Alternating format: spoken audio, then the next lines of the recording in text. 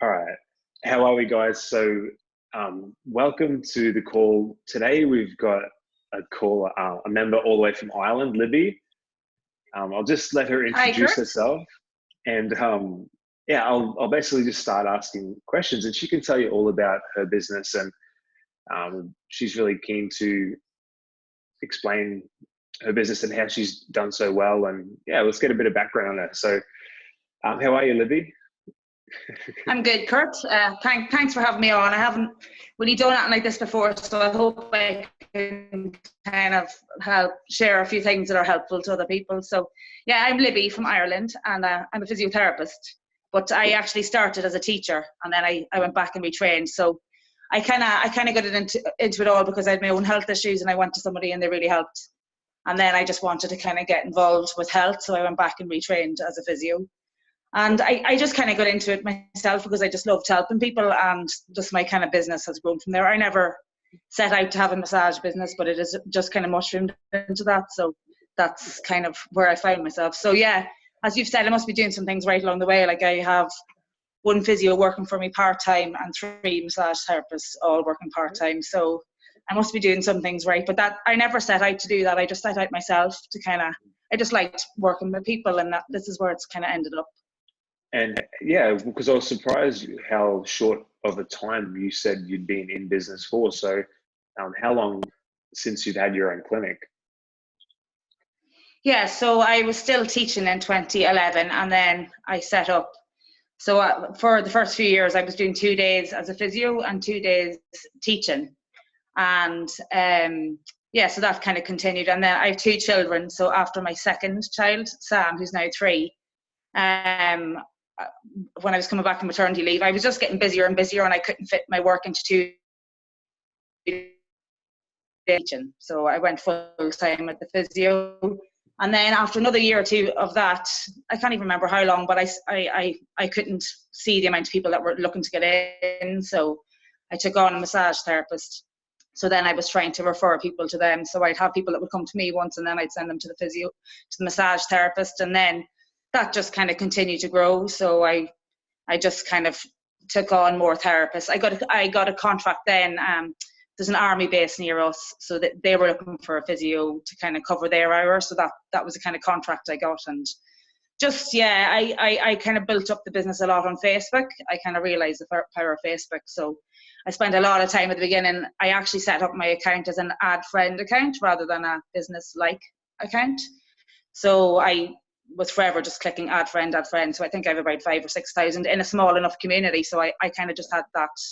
Before I met you or knew anything, I kind of knew Facebook was the way to go. So that was a big way that I have kind of got the word about myself, because there's other therapists that have come and go in Bundoran, and they haven't really lasted because I don't think they realised that you have to put the work in to kind of build up your website, and that online presence is so important.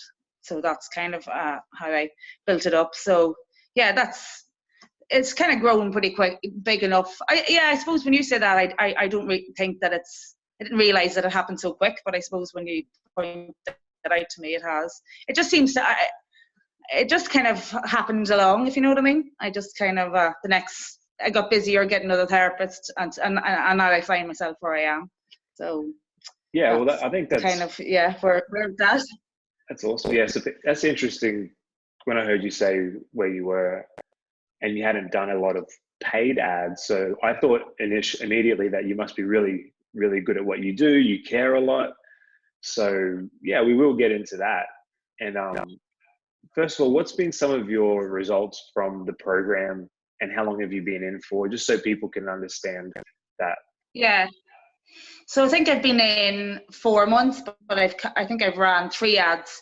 So I was just scrolling through Facebook. So what had happened was I had a girl, a physio working for me, and she got so she was doing between 2 clinics. So she was 2 days with me and 2 days with another clinic, and then the other clinic offered her full-time hours. So then all of a sudden I lost her. So then I had hired another physio, but they were coming for 3 or 4 days, and I was panicking because I had to pay them a wage, and I realized I needed to get more work in. So I was kind of happy along going, with her 2 days a week, and then all of a sudden I was like, but I need to get clients in, because if I'm paying her wage. So if I don't get enough people in, I'm going to be losing money. So, you know, at the time I was devastated that she left, but it kind of gave me a kick up the ass because I wasn't really pushing the business as much as I could. So then at the perfect time, your ad came up on Facebook and I just clicked in and I just thought, look, this is worth a go. So I don't think I really believed it. You know, you see all this stuff on Facebook all the time, like, I'm going to get so many clients and all that. And I was like, yeah, right. I've heard it all before, but I'll give it a go. So I gave it a go and the ad just took off. Like you seen yourself, it just took off. I think I had about 70 bookings from that first ad. Yeah, it was crazy. It was crazy. Yeah, it was that money. It really, you know, I had built up my Facebook page, but I hadn't really been using it properly. So your business page. I got unbelievable results. And then, I ran the second ad. I actually ran 1 or 2 ads myself then. I kind of copied your style, but they actually, you know, they weren't exactly your ads, but they worked pretty well as well. I kind of seen how you know, what you did. I copied and pasted a lot of it. And each of them I got about 20 or 30. And then the 60-90 one was, I got about another 40 bookings from that. So yeah, it worked unbelievable. I was just so blown away at the time. So that has really increased my business. Like over the summer, it was the busiest I have ever been. It was crazy. So yeah. Is summer usually a quiet time? No, summer would be busy in Bundoran, but it has never been that busy. Like it was just round the clock. There was people booked in every day, morning to evening. So I never had that before. Before I might have had like, I don't know, maybe 5 or 10 massages in the week, you know, outside of my own, and then it was just like 30 or 40 kind of treatments booked in a week. So yeah, it was good. Yeah. It was good. Yeah, it's nice good to see that. The dollars. Yeah. Yeah. Hopefully that just kind of, most business owners don't understand, and I was the same. I didn't understand the power of online ads. I didn't even know the power of advertising when I first started at all. I didn't know how I was going to get clients. I just thought I was going to get friends and family. And I'm sure had you done much paid advertising before? No, I hadn't, but I was strongly looking into a leaflet drop, and I had looked into that, and like that was going to cost me 500 or 600 euros, but I was considering it because I just didn't know what else to do.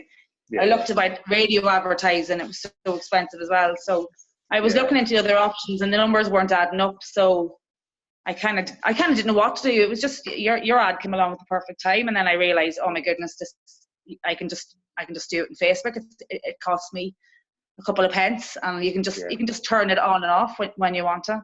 Yeah, it's pretty awesome. So yeah, it's good. So I never said this to you, but I haven't ran an ad in about 5 weeks because I didn't want. I think some local people now were just waiting for an ad or waiting for a deal. So I wanted to just have a few weeks where I didn't have any deals. I don't know with anyone else. Have you had anyone else say that to you before? Just wanted to give it a break for a while and let people. But what we do is we run ads to females for a while. So for 6 weeks, whatever, and then we'll run ads to males. Yeah, that's a good idea. And I think I talked about it in month 2. That's just a way we keep the audience fresh. So the women might not see an ad for a month, you know, and then the guys might not see an ad for 2 months because you get more leads from the women. So that's because, you know, a massage with me is 50. So with the special, it was 30 or 40. But I think then if people think it's 30, 40 all the time, they start to not think in their head it's 50. It needs to be 50 some of the time. So then it is a special, you know, whereas if you run it every 2 weeks, then people are never going to pay 50. They want it for 40, you know. We even have on that's our a good idea to alter. Yeah, we never used to have a website for the first year, but we just made one, and we're going to have the special offer on there on the website for anyone first-time visitors, so they can get it any time, just only once though. Yeah, that's a good idea. I must look into that.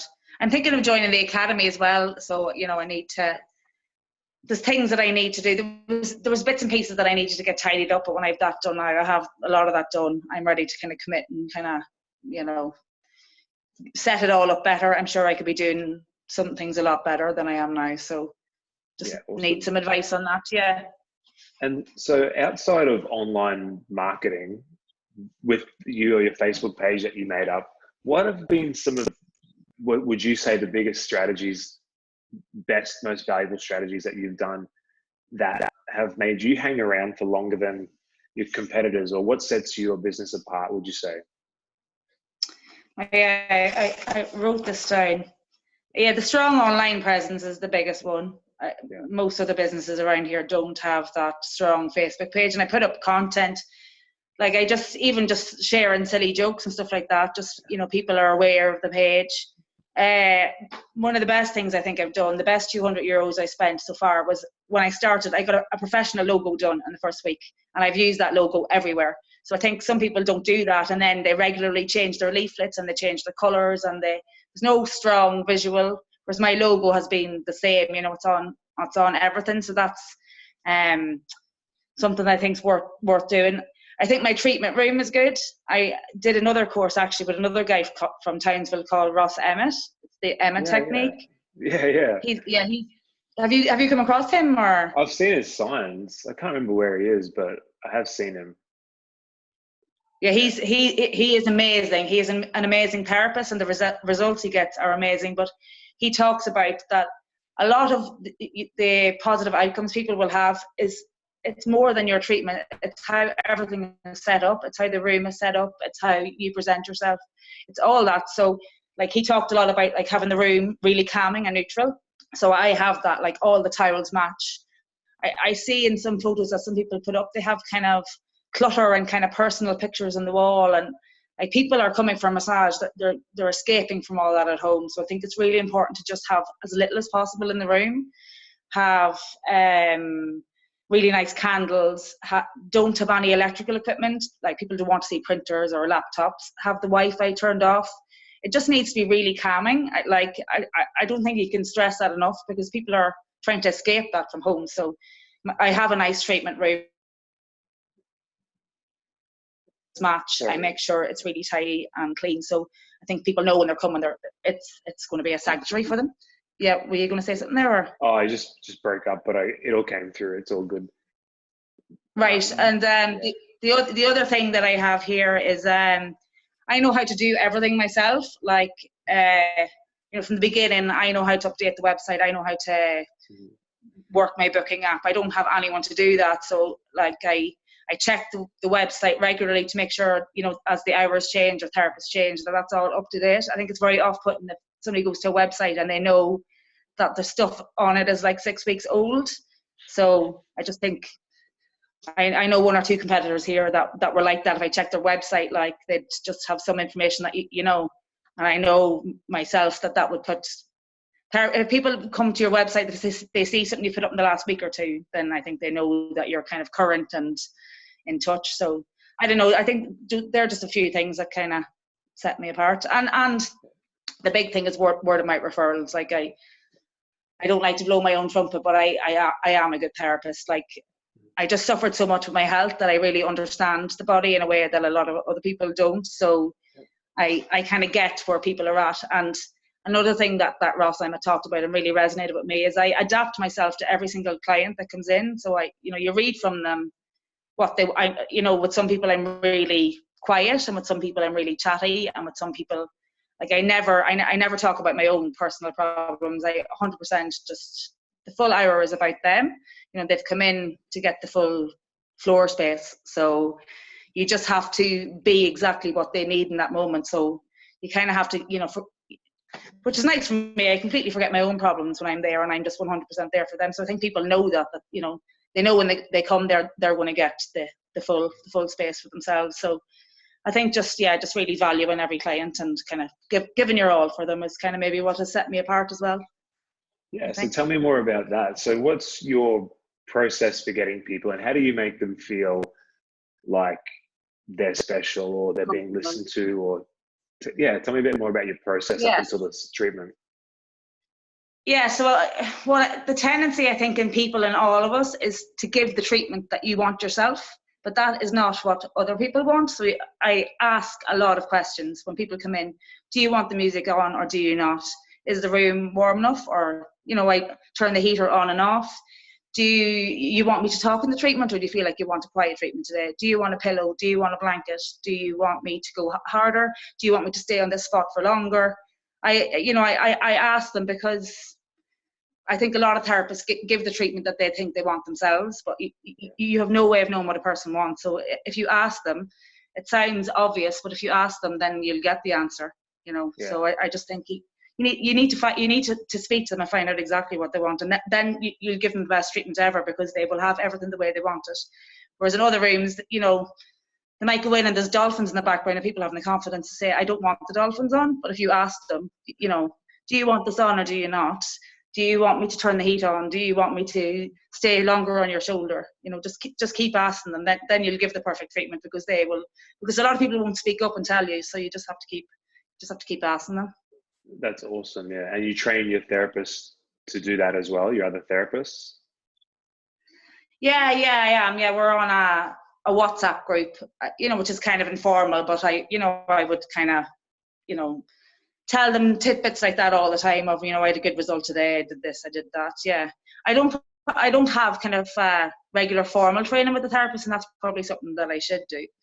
I kind of realize I probably need to put in a bit more time with that. But yeah, no, the therapists I have as well, that's another thing that you're asking, like, how did you get good therapists? I pay them more than a lot of the other clinics where they can work around, like they get half, whereas another, which here would work out to 25 euros an hour. And if they work in any of the hotels around here, they're getting 15, so they're a lot better paid. And what else do I do? Yeah, no, just a lot of flexibility. They know how to log into the app and kind of like book their own times. I give them a lot of control of kind of how to do it themselves. So I think, you're kind of giving them a bit of responsibility. So most of the therapists I have stay, and I just treat them really well. I treat them the way that I would like to be treated. I don't think I'm a kind of intimidating boss. I'm very human with them. So I have 2 or 3 girls that are absolutely brilliant. Evan around here loves them for massages, and they have stayed, whereas they have left other places. So I just think therapists the way that you want to be treated, and don't be the boss is kind of maybe how you get therapists to stay. I don't know. Yeah, I like that. So I like the fact that you pay them more. That's one thing we've always done, is try and pay our staff more. But to do that, we have to focus on marketing to always have enough to pay them more. So that's why marketing's been important for us.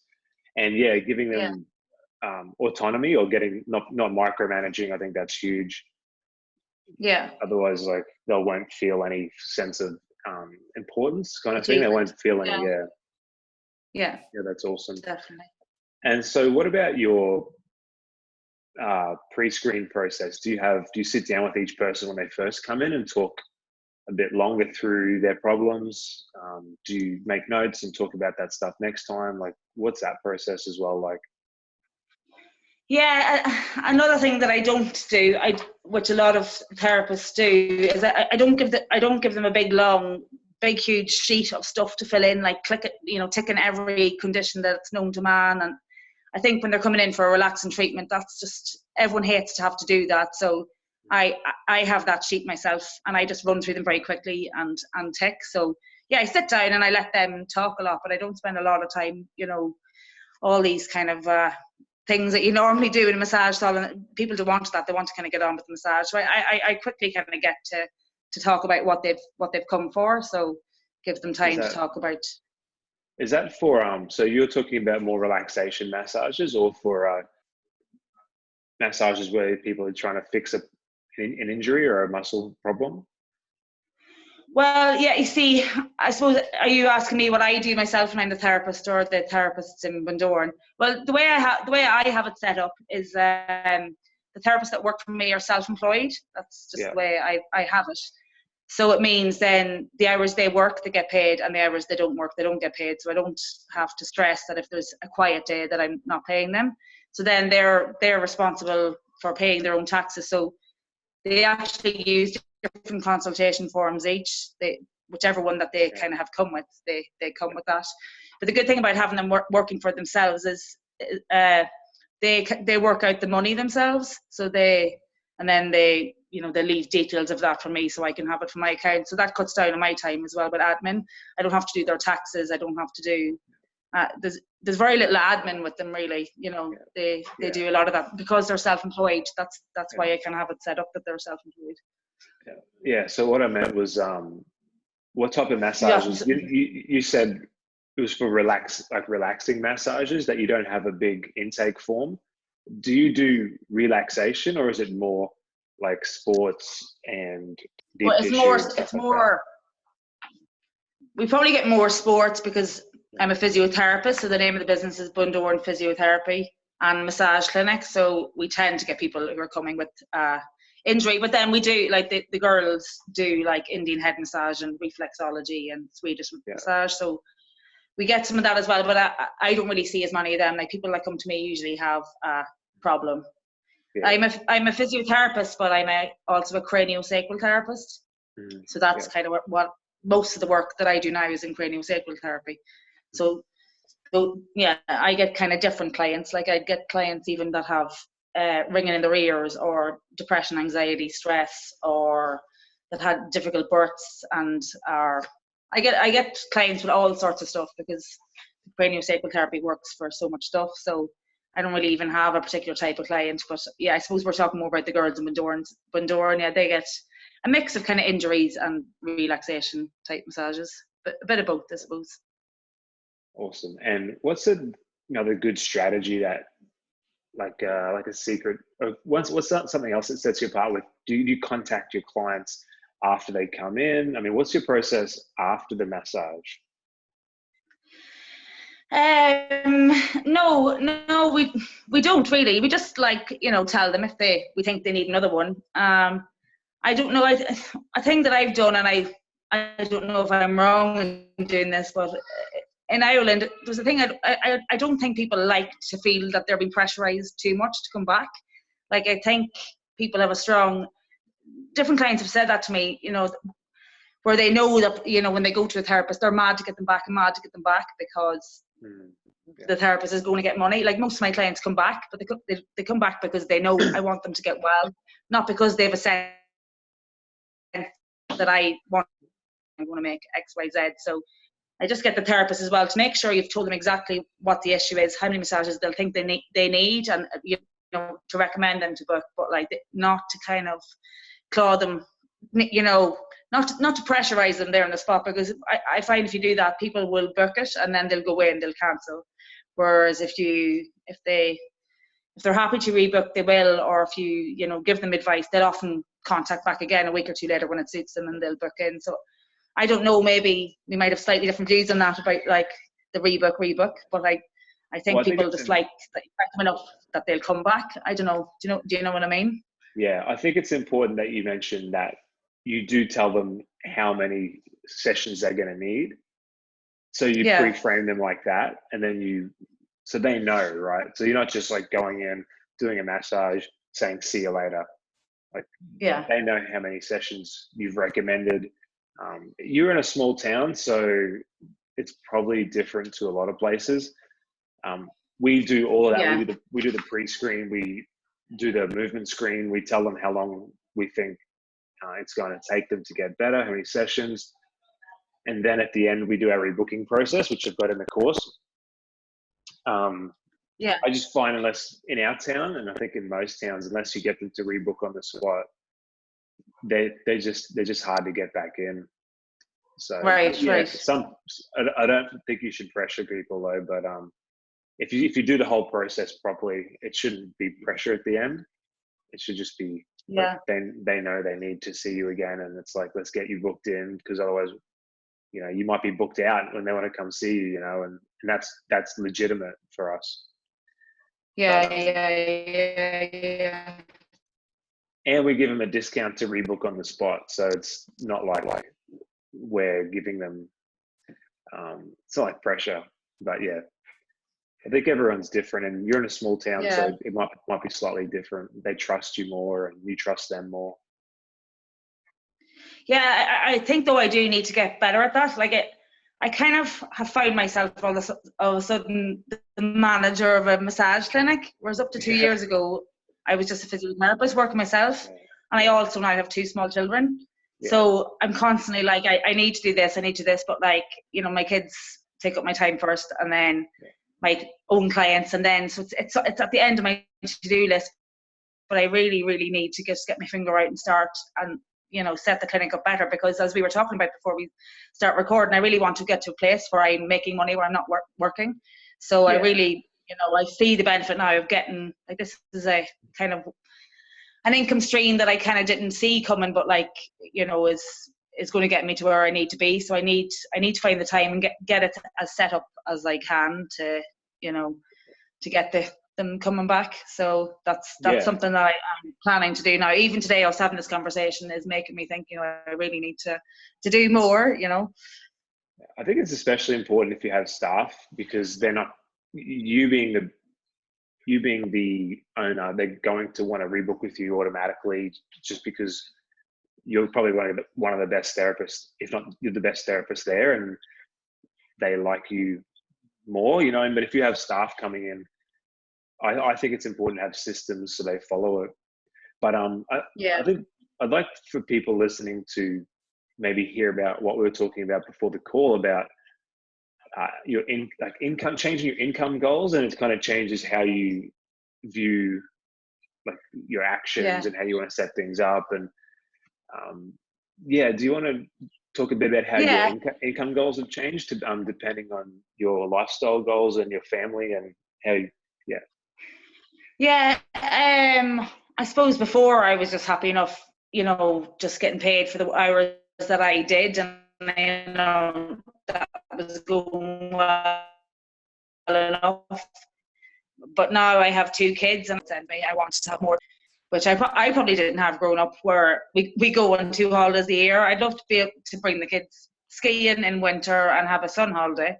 So to do that, this is my way to do this. Is I can see I could make more money doing this. So I always kind of thought, people who wanted to make loads of money are kind of greedy, and it's not about that. But now I see the value it will bring to my life, where I would have a really lovely life with my family, and expose them to all the things in the world that I can. So that's my motivation now. So that's why I want to do well. It's not that I just want to have, I've no interest in driving a big flash car actually, or really fancy clothes, but I want to have the lifestyle that's a bigger income stream, and for my kids I want them to have every opportunity. So that's my motivating factor now. I suppose my children are my motivating factor now, which I didn't have a few years ago. So the hours that I have now, I want to be getting the best life for them. But that's another question that you had about like the life balance now. So I'm lucky now myself. I just work 9 to 2, and my Sorry, Libby, just broke up. Hello.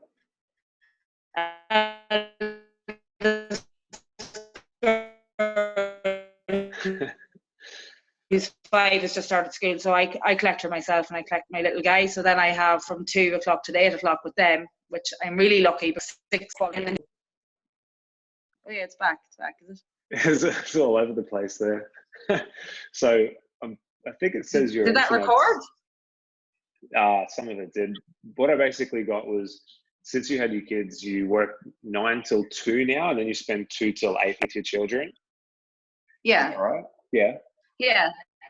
Until they go to bed, and then in the evening I usually will do another couple hours, make calls or whatever I need to do online. I do that in the evening. But I'm very lucky to have got the business to a place where I can just do 5 hours a day where I'm well paid, and then I have 6 hours a day with my kids. I collect my own kids. Like a lot of people have to work 9 to 5, and then they have 3 hours with their kids before bedtime. So I'm, that's where you want it to be. You want to have the time with your family. You don't want to be working less hours, but making more money, so that you can still have the lifestyle. Isn't it funny how that's where we all want to go, I suppose. Yeah, isn't it funny how so many people's goals change once they have kids? I was the same. I didn't have any big goals before I had kids, and I talk to my friends who aren't in business and try and help them and suggest they should try some business, and they're like, "Oh yeah, I just want to earn this little bit of money and I'll be fine." And then I'm like, "Yeah, but wait till you have kids. Like, that's not realistic." What if you want your kids they want to go on a trip, or, you know, what if you want to be able to take them to sport or give them a hobby, or, you know, take them on a holiday? Like, you have to aim higher than you think for your income. And it's not about having flash jewelry or cars and stuff. Like, that's ridiculous. That's just ego. But I will, you know, my wife's, as I said to you before, like, she is Irish, so she's in Ireland now, and that's quite an expensive trip for a family of 4 to do. It's like 8 grand. Oh no, once Ella's over 2, that'll be $6,000 to $8,000 trip. It's a lot. That's just flights, you know. Like, If you add in all the other stuff like accommodation and stuff, like, it's 15 grand every 2 years. That's just going to see her parents, you know, Catherine's parents. So it really has pushed us to set the business up to be more profitable, and to set it up in a way that we don't have to be there for it to work, which is hard. It takes a long time. But now we can go away. Like, she can literally go away. She's been away for a week, half a week, and the business is fine. You know what I mean? And and don't get me wrong, there's a lot of steps to get to that point, but you know, isn't that the dream? Like, more freedom, providing a better life for your family. So I think it's a powerful motivator, and I wish everyone would give it a go to try and take those steps, you know. You're right. So is there anything else that you feel I haven't covered that you could give some value about, that you could give some tips? No, I kind of made a few notes here when I read through your questions. No, I think we kind of covered everything that the questions you sent me before. I think I've kind of said all the things that, I don't know if I've offered anything different to anybody else or whatever, but I suppose it's good for other therapists to hear other therapists and how they did it, or how they're doing it, or why they're doing it. Yeah, usually someone like yourself is doing something really well that you probably don't even know that you're doing really well. So that's what I was trying to get to. But when I think about that, is I have a lot of time for people, and when I meet them out and about in a small area, I will stop and talk to them. And if it's quiet, I'll say, "How's your back?" Or, you know, I know doctors and stuff like that. They don't give a damn. You know, that you could be in one day. Sorry, breaking up again. They tell them you're depressed, and the next day they'll blank you. But like, I'm up, my day isn't great, but I do message people actually after, you know. Yeah, that's what I was going to ask. Them. Yeah, that's actually and I have little chit chats with them over and back on Messenger, or I might the odd time even give somebody a call. Like, I do genuinely care about people, and that they have, and I know what it's like to be in a place where, you know, you have a pain and no doctor has been able to help you, and no one can understand what it is. And I do know how that affects people's mental health. Like, I have been there myself. So I think people really know that I get it when they come to me. Like, I get it. So it's the first time they might have a connection with somebody who they really feel can help them, and I can help them. So that's probably why they keep coming back. And I give them my time, and I'm available, because I take it very seriously, any person that comes to me. Like, I really, you know, I could have 15 people come to me, and 13 of them might be better for the first time in their life, but I will be thinking about the 2 that I haven't been able to help. So I'm always thinking about people and who've come to me and different things that I've done so many courses and different therapies. So so I think, so this broke up a bit there, but another thing, I've invested a lot of money in training. Yeah. So just before we go on to your training that you've invested in, because it cut out, I think that I just want to touch on, it feels that you're one, you've got a high standard for yourself and your treatments. Like you want to deliver the absolute best results possible, better than everyone else. Is that right? Like that's right. Yeah. yeah. I really feel like, I don't know if every therapist feels like that, but I've always felt like that too with our gym, our businesses. Like I've always wanted to make it the absolute best in town. Like I think you have to keep striving for that, and if you don't, you're not going to be successful unless you are trying to be the best all the time. So I think some people are just happy to cruise and just be average and not keep learning and all that stuff. And I think that's a big danger if you want to be in the industry. Yeah. Like my biggest kick is when somebody leaves me a Facebook review and it's just off the wall. Oh my God, this lady has, you know, some people bring their babies to me. I've had a few mothers with babies who their babies have cried for 3 months and they've come once and the baby stops crying. I've had that, you know, some people put that on Facebook, like that's, well, the fact that I've helped so much, but then I love when other people in the community get to know that I can do that, like, you know, double kick, like that's why I'm in it. I just love when I can really help somebody. And people get that from me, I think. So that's probably why they come back. Yeah. That's awesome. And so still, even though you cared so much and you're so good, you still had to advertise to grow. And that's what I hope people understand. Like advertising is good, but you have to really care, really want to be the best. And if you combine it with great advertising, that's the big secret, right? That's how you be busy and be full. You can't just keep advertising and not deliver the best service around. And that's right. Like I kind of feel that sorry. I think the way I have the clinic in Bundoran at the moment, it's not the best it can be. Like the treatments I am delivering are the best, but that's why I really need to sign up to the academy and just commit time to get the clinic in Bundoran to its best, like these strategies you're talking about and all that. I just know there's more that I need to do. So yeah, I suppose I'm always plotting the next thing in my business. It's like my brain's always thinking about what's the next thing or what's the next avenue. Another question you asked is like, how do you know when the best time is to do something or when a strategy? The only answer for that is my gut. I just trust my gut all the time. Like my gut tells me when something is a good move or isn't. And that has never set me wrong. I think you have to trust your own judgment. I do trust my own judgment completely. And I don't think I've made too many mistakes in business. Yeah. Well, that's not, you must be, I can't say I haven't made mistakes. You're doing better than me.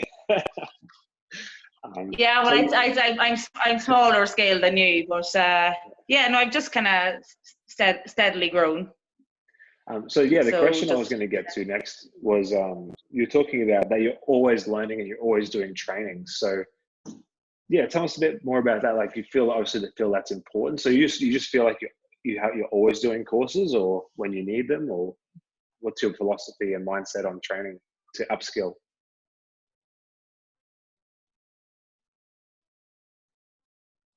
Probably cut out there. You there, Libby?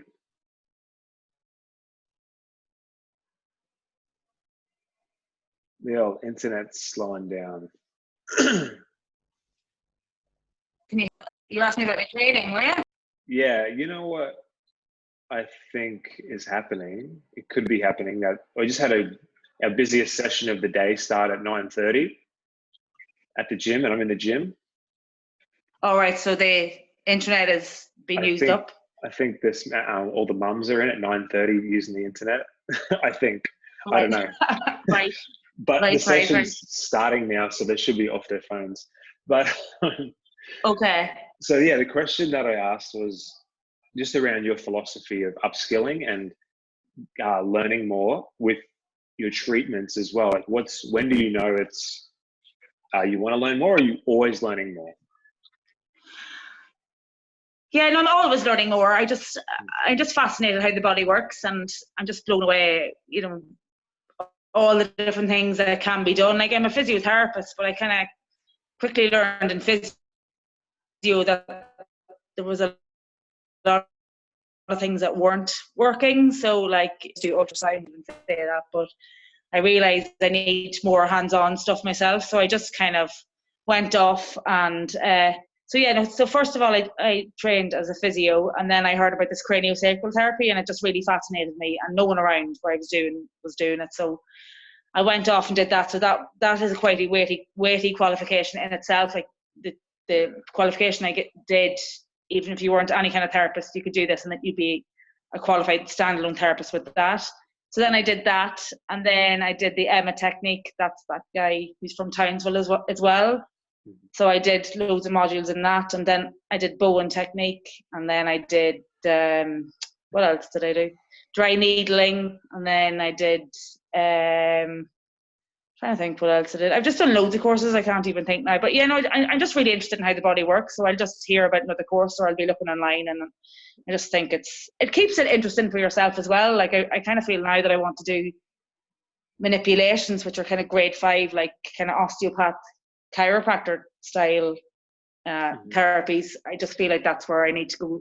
So it just keeps it interesting for me. And when people come in, I have a lot of things I have a whole range of stuff in my toolkit. So I'll use one therapy for one, or another thing for another. So yeah, I just have a lot of stuff to draw on. Yeah, that's awesome. That also separates you from your competition, which is awesome. Yeah.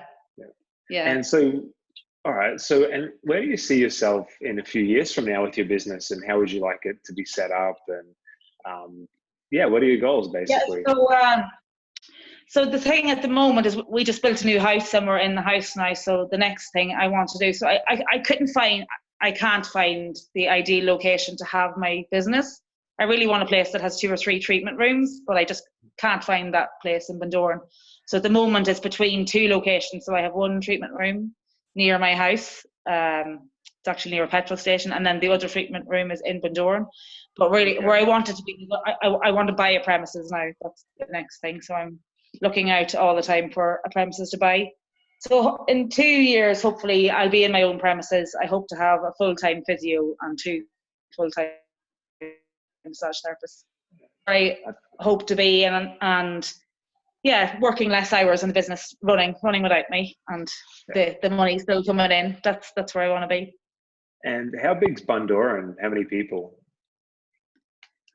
Geez, I don't know. Is it like, I think it's like 2,000 or 3,000 people. It's small enough, but like, yeah, it's that small. No, well, maybe it's more than that. I'm used to knowing the numbers of people, but like, there's a lot of tourists that come, but like within a few miles, Ballyshannon is another kind of biggish town within a 5-minute drive. And like, when I ran those ads, a lot of people would travel from kind of 15, 20 miles. Like, it's some people traveling from 25 miles away to come. So I think in Ireland people are happy enough to travel. Yeah. There's all little villages everywhere. So, and the town itself surrounds. It's all little villages everywhere, yeah. So they all come. They all come from around to get the deals.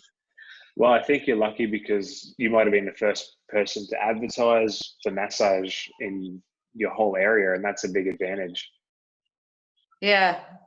So, I don't know anyone else who's kind of advertising like me. I don't see anyone else kind of advertising on Facebook. So no one else was lucky to stumble across the Kurt Simpson magic ad formula. So hard luck to them. Wait till you see the other ones. But you've seen my results I put my results for my last week up a few days ago. Did you see it? I got 150 leads and 100 leads in the last week. Did you see that? Yeah. That's amazing. A new ad, is it? Yeah, I got 2 ads running at once. So there's all these different strategies you can do, and you can run different ads at once. And the month 4 ad and the month 7 ad. But I have the month 7 ad with a funnel, which is what I teach in the Business Academy, which is what I give them. But it still works with Messenger. We like it better with the funnel. But it's good. We've got more people in our town, obviously, than you, but we've got like 7 rooms to fill, so it's quite a lot. Yeah, we're working up to 200 bookings a week. That's our goal before the end of the year, and then 250. which will be good. Yeah. But you're getting there, are you? Yeah, well, we're up to 140 now, I think, close to that. And we've moved into the new place 6 weeks ago. We only had 75, so it's grown pretty good. And we haven't even started membership, so we just started them last week. So getting people on those memberships to keep their body healthy, keep their body pain-free, that maintenance, it's a win-win. Like, we give our clients a discount, we give them bonuses, we get long-term retention, and they get to feel better long-term. So Yeah. I definitely think every business should look at memberships. Yeah, that's what I'm going to do. The next thing I'm going to do, well, even tomorrow, is I'm going to run that 6-month membership ad. That's the one that the month-3 one. I'm looking forward to seeing what results. I think it's good now. I've kind of given it a break for 6 weeks. There's been no ads, so that's a good one to kind of hit with. So I'm looking forward to seeing what happens with that. I'll update you with that. Yeah, awesome. So is there anything else you want to talk about before we wrap it up, Libby? No, I think that's it. I hope for the people who've managed to stay listening to me this long, they've gleaned something useful from it. So I've never really done anything like this before, but it's been good to do. I suppose it's made me ask questions and look at things of myself that I probably haven't done. I've just been kind of coasting along, so it's good experience to do it. So thanks for asking me on. Yeah, well, I think we can all learn from other people, and even if some people already have heard some of that stuff before, it's really good to reinforce and hear things more than once. That I can say something, I can give people advice, but they might not take it on board. And then they hear it from 5 other people that you have to do this and this and this, and this is what they do, and then they're like, okay, like, it's just human nature, right? Sometimes you just don't listen to the first person that tells you something.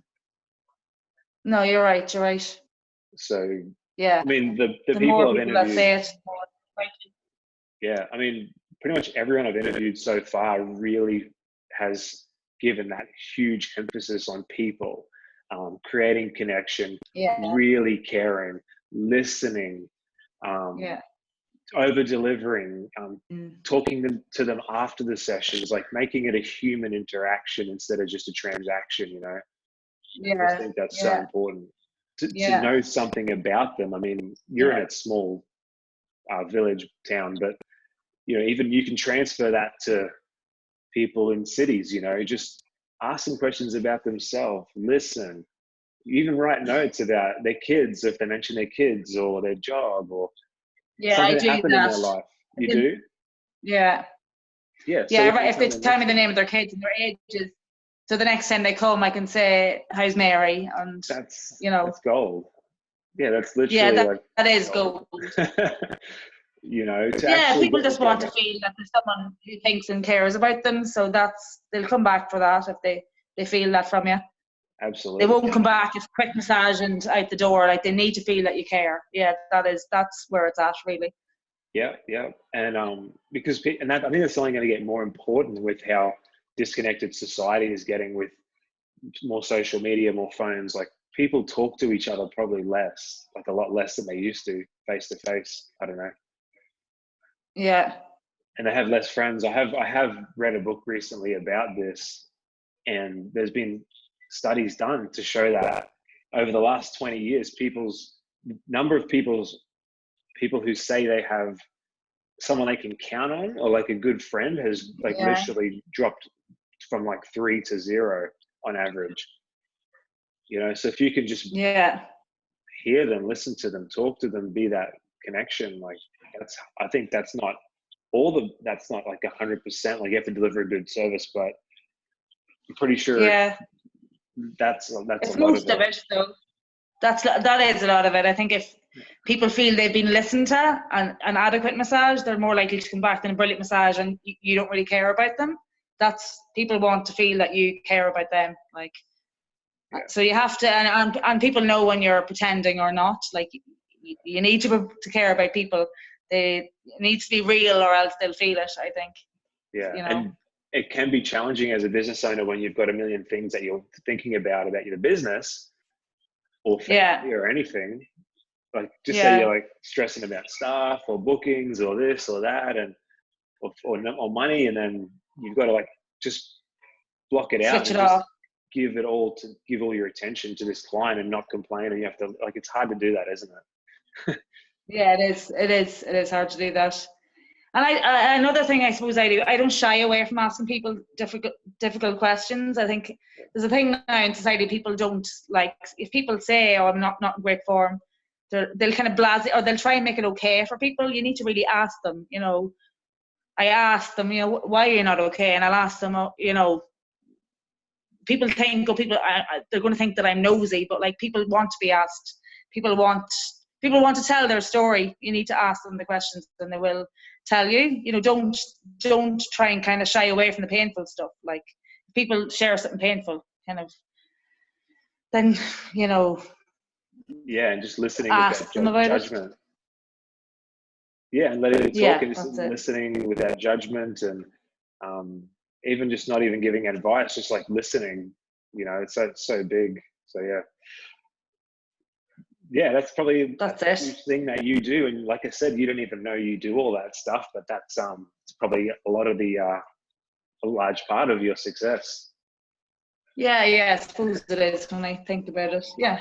Yeah, sometimes it's just hard for me to figure it out what it is with people until we get to the end. Yeah, well, that's probably why your business is so successful as well. Is you do come across very likable. Like, I think when people talk to you, like, you're the real deal as well. You're in it because you've done really well, and you want to share that with other people, because other people can do well, because, you know, you can only do as well as you can in your community. So why keep it to yourself? And I think you're very good at what you do as well.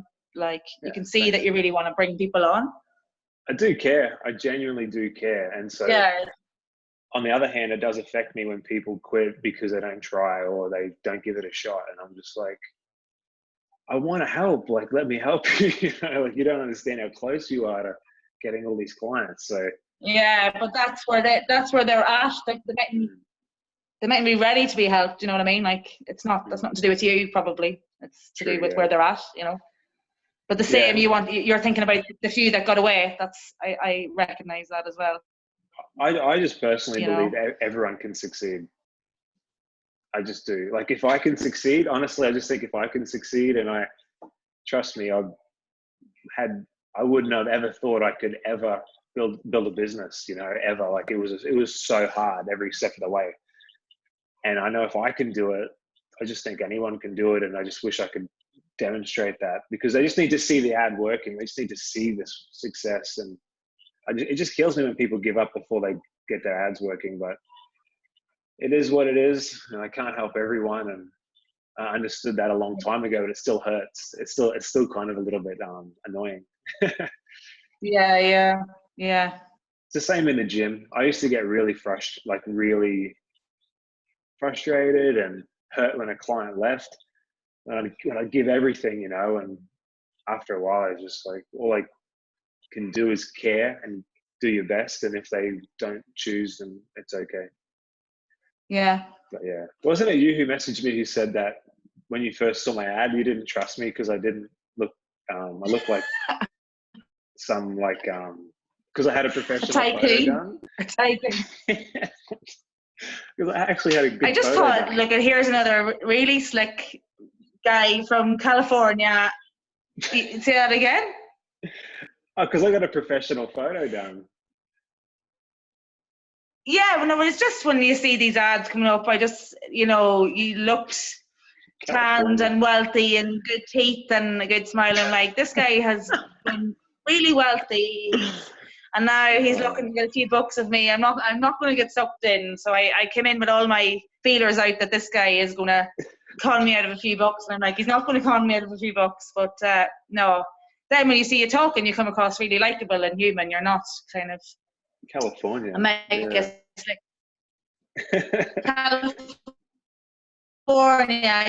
California tycoon. Yeah. That's what I initially thought. But yeah, no. Once you're in, they see how first impressions are so important, aren't they? Like, people just make snap judgments about people. Yeah. From the very because I just thought it would be better to have a professional photo instead of just a home photo or something like that. But yeah. It's hard to get the balance.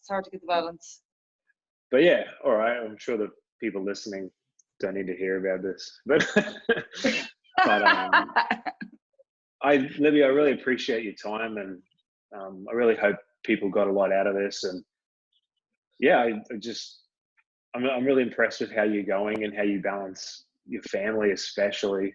It's hard having young kids and growing a business, and I respect that you're always learning and you're always trying to be better, and I just think that's so important. I know you're going to reach your goals, because I just see all these things in you. So yeah, I'm happy you're part of the group, and I just love helping you. So it's good. Yeah. The other thing that's come into my head as well that I have done, like after I had the kids, I was really unfit, but in the last year, I'm eating well and I am exercising regularly. And I think that is so important, because I just feel so much better, and then you've energy for clients. So like, that's another thing. You really need to take care of yourself. You'll just feel so much better and motivated if you just, like, I know now what foods suit me and what don't. So you just have to commit to eat well and get your exercise in, and you have to keep yourself well. You can't help somebody else unless you're in a good place yourself. So that is something that's big as well, I think. Absolutely. You're a gym instructor, are you, as well? Yeah. So you know that, don't you? Oh yeah, I can't convince people to exercise. My mum doesn't even exercise, and I've friggin' been a PT for 6 years. Yeah. Trying to get her to trying to get my family members to exercise. I can't do it. I gave up a long time ago. I can't force people to do it, but it's my dad doesn't either. I know. So people don't know what they'll feel like. If you could give them a photo of what they would feel like, they would do it. But like, you can't let people can't get a taste of that feeling until they do it. And then when they've tried. You've tried. They've tried. Like, my mum used to live out of town, so she used to live an hour away. So she used to come up once or twice a week and do a session, like in the group training. And then she just got busy.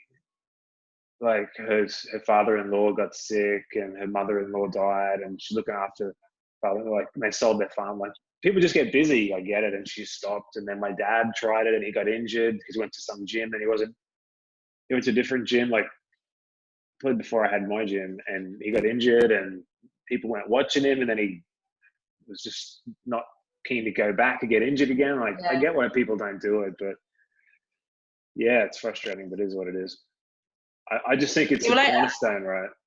And people have kids. Sorry, it's probably not good for your business, but I just do 20 minutes at home, like a 20-minute video online, so you don't even have to, because with kids, I just can't get to classes. So 20 minutes of kind of high intensity every day, that's enough, and a walk.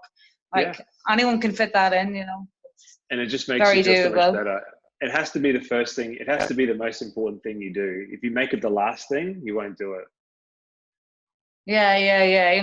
I found now I don't like doing it in the morning, but if I do it first thing, I started getting up half an hour earlier, and if I get that in, then it's in, and I eat better during the day, because I'm like, I'm not going to ruin.